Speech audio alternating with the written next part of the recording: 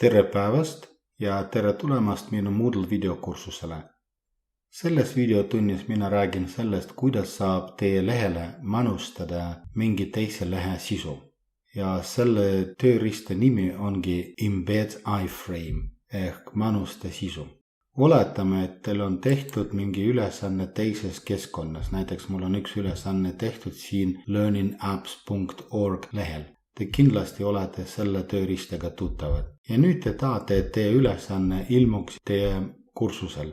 Ja kui te olete sisse logitud, siis natuke keerige alla, leidke see full screen link ja kapeerige see arvuti vahemällu. Nüüd lähme tagasi ja teie kursuse sisupangast te valige iframe embedda. Ja see on tühi ülesanne ja lähme siis tagasi sellele ülesandele, mida me praegu teinud oleme. Ja nüüd on see minu tehtud ülesanne seespoolt, nagu tavaliselt ülesanne pealkiri ja laius. Vaikimisi on 500 pikslit, siis ma kasutasingi seda numbrit ja kõige väiksem laius ja jälle mina kasutasin vaikimisi numbrit.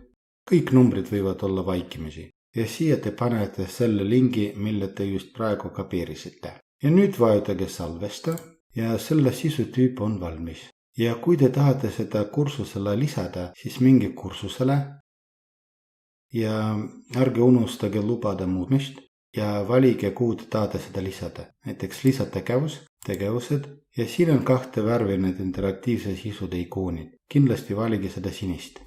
Andke oma ülesandele pealkirja ja lisage seda faili. Ja nüüd faili saab lisada siit sisupangast.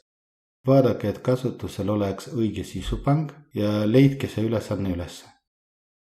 No näiteks seda, vali ja nüüd mõned seaded. Lubame, võib-olla 100 ja vaadake, et see oleks jah.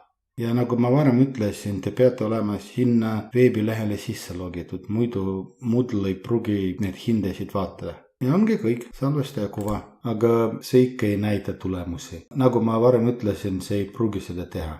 Aga hiljem selles kursuses mina näitan teile, kuidas te saate seda ülesannet manustada nii, et Moodle neid hindeid arvestaks.